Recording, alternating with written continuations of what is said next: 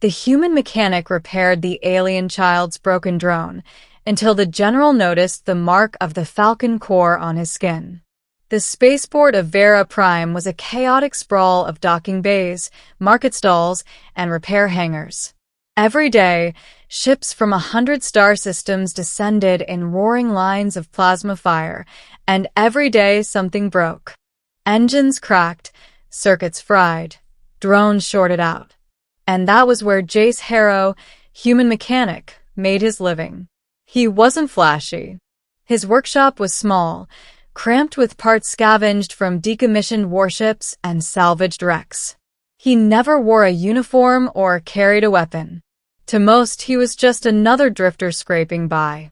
But those who looked closer sometimes wondered about the way he moved, efficient, deliberate, like someone who had lived through more than grease and wrenches.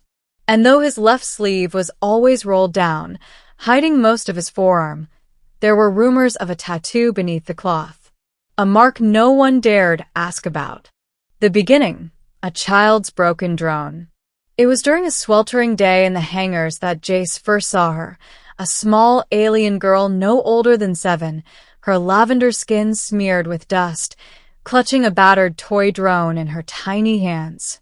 She stood timidly at the edge of his workshop, eyes darting nervously toward the roaring engines outside. "Hey," Jace said, wiping his hands on a rag. "That yours?" The girl nodded, holding out the drone. Its wings were cracked, circuits exposed, the tiny propellers barely clinging to their sockets. "My papa gave it to me," she whispered, "but it doesn't fly anymore." Jace crouched to her level, studying the machine. It wasn't just a toy. Its design was Illyrian, finely made, probably expensive once. Now it was little more than scrap. Still, he smiled. "Let's see what we can do." The girl's eyes lit up as Jace cleared a space on the workbench. His hands moved with practiced ease, soldering connections, straightening gears, and aligning circuits. He worked silently, the hum of the tools blending with the drone's soft whirs as life slowly returned to it. Finally, with a flick of a switch, the tiny machine lifted off the table, buzzing gently through the air. The girl gasped, her hands flying to her mouth in delight. She caught the drone as it landed in her palms, hugging it as though it were alive. "Thank you," she cried, her voice ringing like a bell. Jace grinned. "Take care of it this time, yeah?" But before she could answer, a shadow fell across the workshop. The general. The girl's joy froze instantly. She turned, bowing low as a towering figure entered the bay. His armor gleamed silver and black, his shoulders broad, his presence commanding. This was General Kaler Dravik of the Illyrian Defense Fleet, one of the most feared military leaders in the quadrant. His violet eyes swept the workshop, then settled on the girl. "Tyrael," he said sternly, "I told you not to wander." "I'm sorry, Papa," the child whispered, clutching her drone. "Papa." The realization struck Jace. He had just repaired the toy of General Dravik's daughter. Dravik's gaze shifted to Jace, cold and appraising. "You repaired it?" Jace straightened, wiping the sweat from his brow. "Yeah." "Just a toy, nothing complicated." But the general didn't look convinced. His eyes drifted lower, toward Jace's left arm, where his sleeve had slipped just enough to reveal a fragment of ink. A falcon in mid-dive, talons outstretched. Dravik's expression changed instantly. His jaw tightened. His hand twitched near his sidearm. "The falcon core," he said, voice sharp as a blade. The workshop fell silent. The middle, shadows of the past. The falcon core. Once, they had been the most elite human strike force in the galaxy. Pilots, soldiers, operatives trained to near superhuman levels.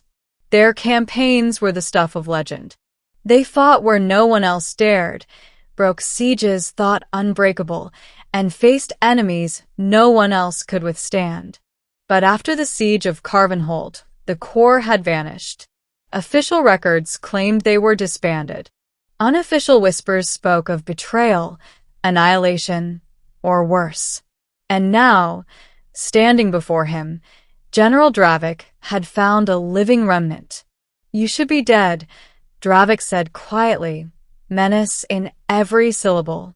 Jace held his ground. "Maybe I should, but I'm not." The general stepped closer, towering over him. "Why are you here?" "Hiding among mechanics, fixing toys for children." Jace's eyes flicked to Tyrael, who clutched her drone tighter, fear etched across her small face. His voice remained calm. "Because I'm done fighting wars. Because I've seen what they cost." Dravik studied him for a long, tense moment. Then, to Jace's surprise, he sheathed his sidearm. "You'll come with me," the general ordered. "There are questions that need answers." Secrets revealed. In the days that followed, Jace found himself within the Illyrian military compound. At first, he expected interrogation, even imprisonment. But Dravik's approach was different. He asked about the Falcon Corps, about their strategies, their fall, their secrets. Jace revealed little. Too much was classified. Too much was pain he refused to reopen. But as Tyrael continued to seek him out, bringing her repaired drone for adjustments, the ice between the two men slowly began to thaw. One evening, Dravik finally asked the question Jace had been waiting for. "Why did you leave? Why not fight until the end, like the others?" Jace stared into the firelight. "Because fighting to the end meant nothing if there was no one left to protect. My unit was betrayed from within. I survived because I carried the civilians out instead of following orders.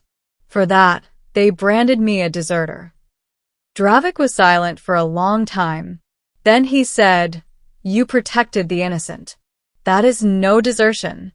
It was the closest thing to forgiveness Jace had ever heard. The threat returns. But peace never lasted long. One night, alarms blared across the compound.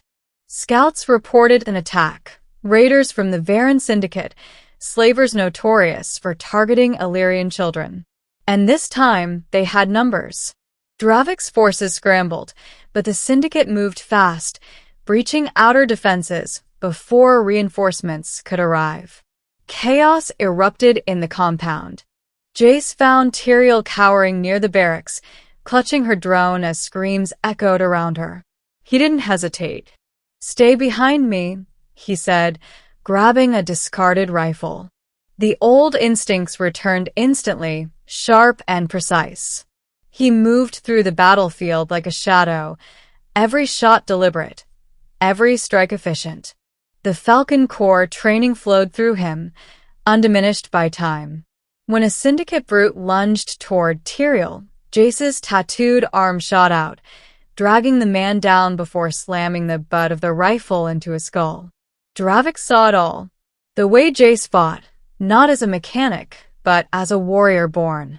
Together, they pushed the raiders back until reinforcements arrived. The Syndicate fled into the night, leaving the compound scarred but alive. The ending, a new oath. When the dust settled, Dravik approached Jace. For the first time, respect glimmered in his eyes. "You could have run," the general said. "Instead, you stood with us." Jace glanced at Tyrael, who clung to her repaired drone, smiling through tears.